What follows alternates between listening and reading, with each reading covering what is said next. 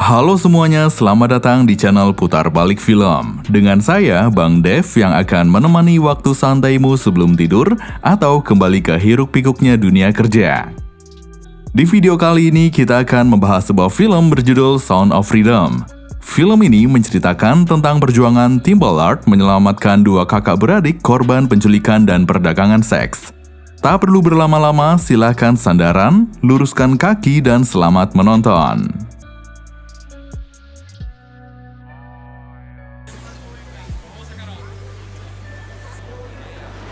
"54 kids."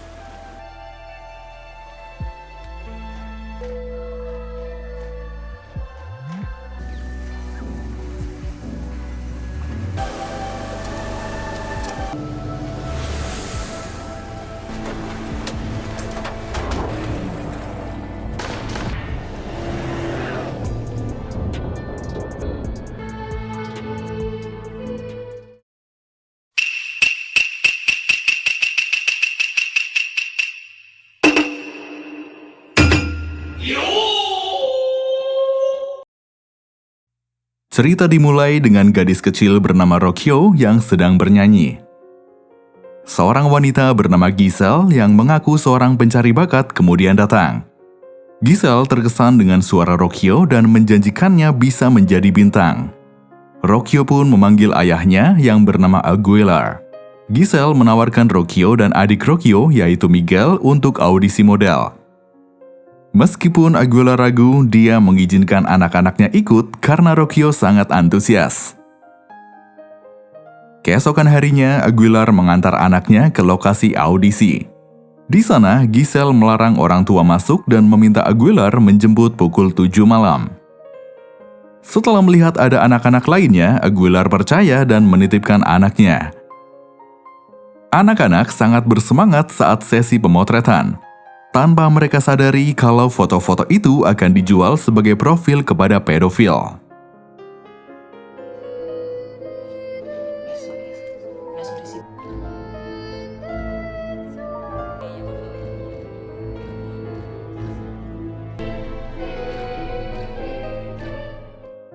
Saat jam penjemputan, Aguilar mendobrak pintu ruangan karena tak ada jawaban. Tapi dia mendapati ruangan itu kosong tanpa ada anak-anak satupun. Aguilar pun sangat panik dan langsung pergi mencari anak-anaknya. Kasus penculikan anak yang meningkat membuat Amerika Serikat membentuk tim khusus anti perdagangan anak. Saat itu, pria bernama Tim Ballard dan rekannya bersiap menangkap Osinski, seorang pedofil dan pelaku perdagangan anak. Setelah Osinski ditangkap, tim menggeledah rumahnya yang hanya berisi boneka anak-anak. Chris memeriksa komputer Osinski dan menemukan dokumentasi foto-foto kejahatan seksual terhadap anak-anak.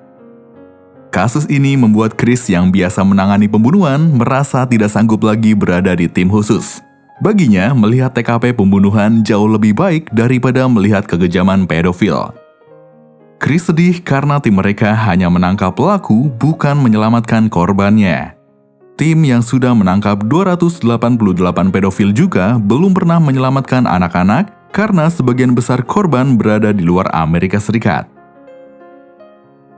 Di kantor, tim menangis saat membuat laporan dan melihat bukti video kejahatan seksual Osinski.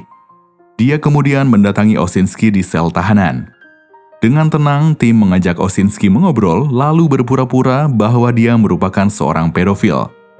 Mendengar pengakuan itu, Osinski terkejut dan curiga, tetapi akhirnya menjadi percaya setelah tim mengutip buku yang dia tulis. Setelah itu, Osinski kemudian dikembalikan ke selnya. The rest are tyrannized by a legal system made by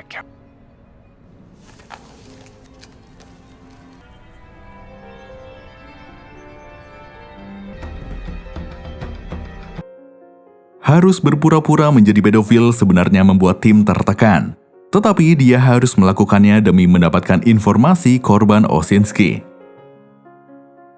Keesokan harinya, tim murung memikirkan jika hal buruk menimpa anaknya.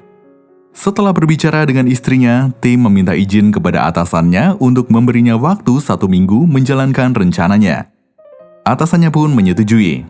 Pertama, tim membebaskan Osinski untuk mendapat kepercayaan penuh.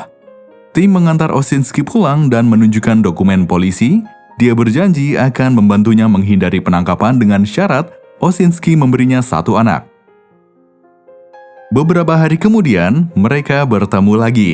Osinski memberikan buku karyanya yang di dalamnya terdapat foto anak laki-laki yang dia sebut Teddy Bear, yang ternyata merujuk pada Miguel, adik Rocchio. Tim pun berpura-pura tertarik. Osinski berkata tim bisa menghabiskan waktu dengan Miguel setiap akhir pekan. Saat itu juga, rekan tim yang mengintai segera menangkap Osinski. Never trust a pedophile. Setelah mendapat petunjuk tentang orang yang membeli Miguel, tim bekerja sama dengan polisi Meksiko untuk menangkap pelaku. Tim menemukan pelaku berada di pemeriksaan perbatasan. Untuk melewati pemeriksaan identitas di perbatasan, pelaku beralasan kalau penampilan anak itu berubah karena tumbuh besar dengan cepat. Tim memerintahkan penangkapan dan segera menyelamatkan anak yang bernama Miguel. Setelah dibawa ke rumah sakit, dokter menyatakan bahwa Miguel mengalami luka akibat kekerasan seksual. Setelah itu, tim mengajak Miguel makan burger. Tim memperkenalkan diri sebagai Timoteo. Miguel terkejut dan menunjukkan kalung Timoteo yang didapat dari kakaknya. Setelah tahu Timoteo adalah seorang penyelamat, Miguel meminta tim mencari Rocchio. Miguel menceritakan bahwa setelah pemotretan, Giselle membawa mereka ke pelabuhan. Semua anak dikirim ke Cartagena, Kolombia. Setibanya di Cartagena, Rocchio memberikan kalungnya kepada Miguel. Di sanalah kakak adik ini terpisah karena Miguel dijual. Rocchio saat itu pingsan karena ditampar saat mencoba melindungi Miguel. Miguel diperlakukan dengan baik oleh orang yang membelinya, tetapi dia juga mengancam akan membunuh Rocchio jika Miguel tidak menurutinya. Miguel yang lolos pun akhirnya patuh demi keselamatan kakaknya. Miguel kemudian dibawa dari Kolombia ke Meksiko. Miguel cukup lama bersama pria yang membelinya sampai akhirnya diselamatkan oleh tim.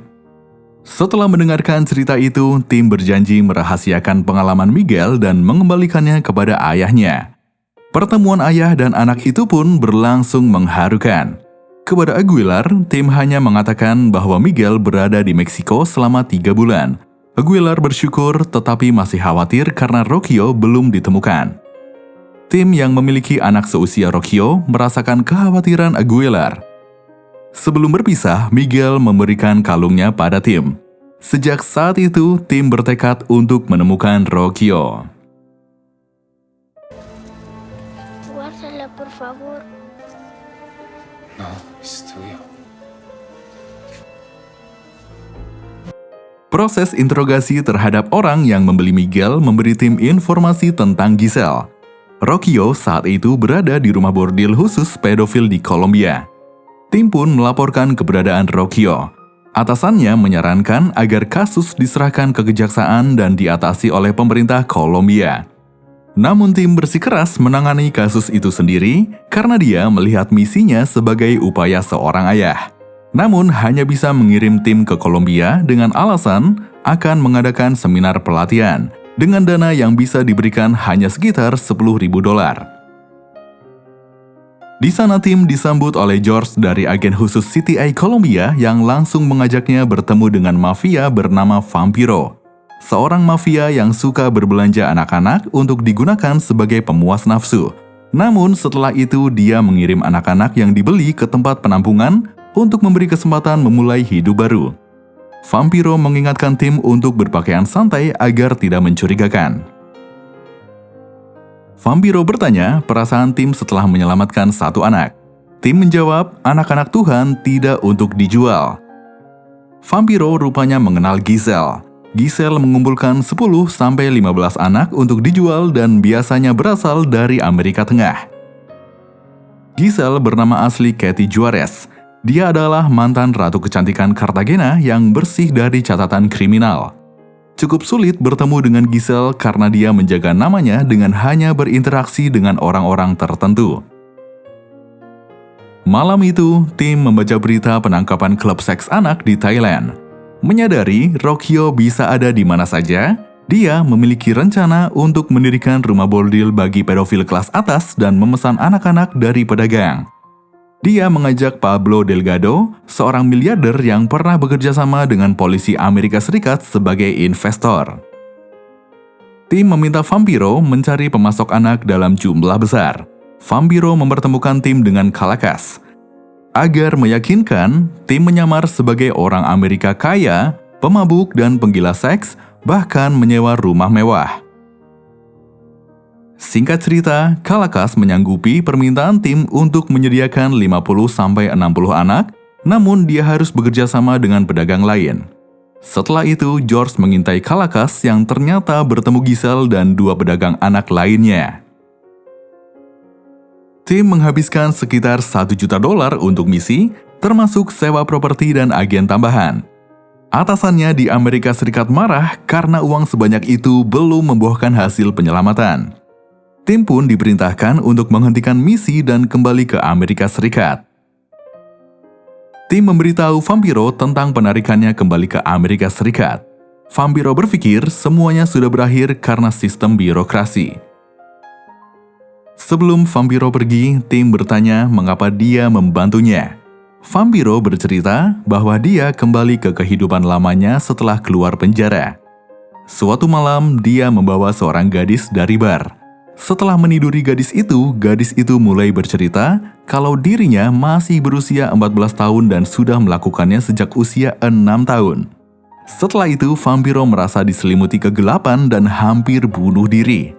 Tapi kemudian dia mendapat pencerahan dari Tuhan. Inilah alasan dia membantu tim dan menyarankan agar tim tidak ragu melakukan hal yang diyakini benar. Tim menelpon istrinya dan memutuskan melanjutkan misi. Istrinya mendukung penuh, bahkan tidak masalah jika tim harus berhenti kerja. Atasan tim terkejut karena tim memutuskan berhenti bekerja 10 bulan sebelum waktunya pensiun. Tim menjelaskan dia tidak bisa menunda, mengingat 22 juta pornografi anak tersebar di internet setiap tahun, meningkat 5.000% dalam 5 tahun, menjadikannya jaringan kriminal yang tumbuh tercepat di dunia. Mengetahui tim berhenti dari pemerintah Amerika Serikat, Pablo menolak melanjutkan kerjasama. Tim menjelaskan bahwa pasar perdagangan anak sudah melampaui pasar senjata ilegal dan akan menyusul pasar narkoba. Nilai satu anak sangat tinggi, di mana anak 5 tahun dapat dilacurkan hingga 10 tahun. Lebih dari 2 juta anak per tahun menjadi korban.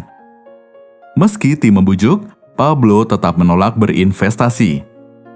Tim menitipkan foto Rocio di amplop untuk Pablo dan bertuliskan, "Lupakan 50 anak, pikirkan satu gadis bernama Rocio usia 11 tahun."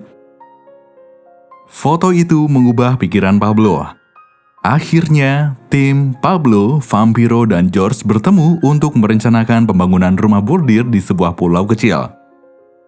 Calacass, Giselle, dan 2 rekan mereka mulai menyiapkan anak-anak. Sebelum nantinya bertemu para pedagang anak, Vampiro melatih Pablo cara bersikap di depan Giselle. If you don't know what to say, just don't say anything. Silent.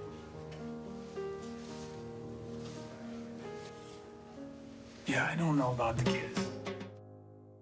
Singkat cerita, akhirnya tim mendapat perlindungan hukum dari Kedutaan Besar Kolombia.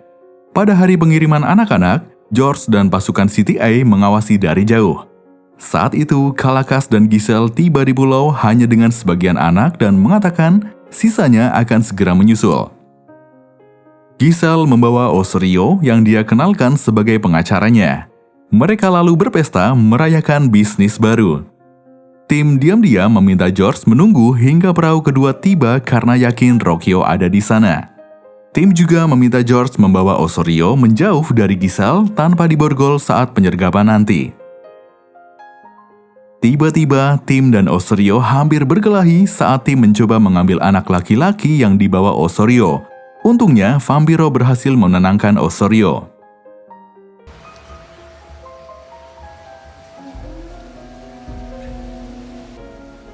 I can kill you without a...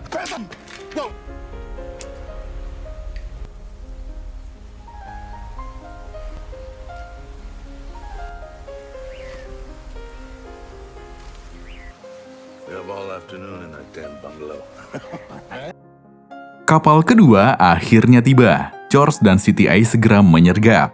Semua pelaku ditangkap, termasuk Tim dan rekannya yang juga diborgol agar pelaku lain tidak curiga. Tim kemudian menyalahkan Osorio sebagai pengkhianat. Para pelaku percaya dengan ucapan Tim karena melihat Osorio dibawa pergi dengan tenang oleh CTI tanpa diborgol.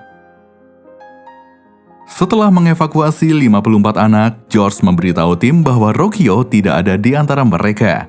Hal itu membuat Tim merasa cemas. Interogasi pelaku mengungkap Rocchio dijual kepada bos wilayah pemberontak di ujung sungai. Itu adalah daerah terlarang bagi polisi atau tentara. George menyarankan Tim tidak masuk ke daerah berbahaya itu, tetapi Tim menolak menyerah. Vampiro kemudian mengusulkan mereka masuk sebagai tim medis yang mengobati epidemi kolera, malaria, dan DBD. Tim senang dengan ide tersebut. George pun setuju membuatkan identitas palsu dan mengantar mereka ke sungai. George nantinya menunggu mereka kembali di pinggir sungai.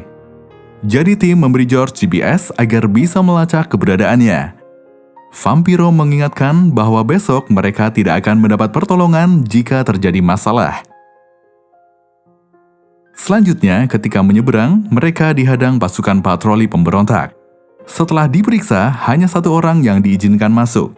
Tim pun masuk sendirian, sementara Vampiro kembali ke tempat George.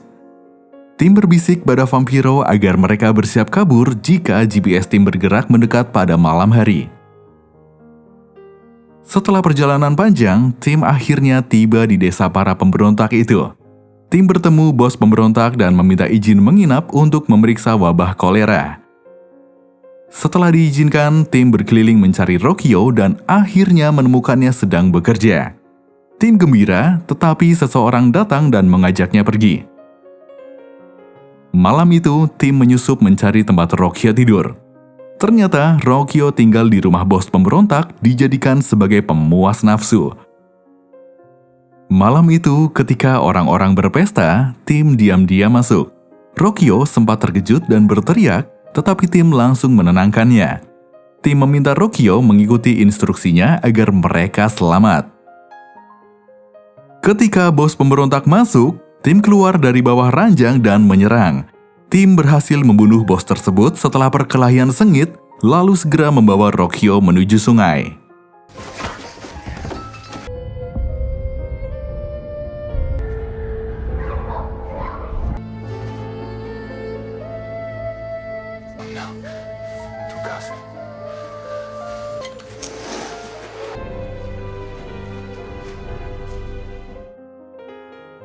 Begitu Tim dan Rocchio naik perahu, penjaga sungai melihat perahu mereka bergerak.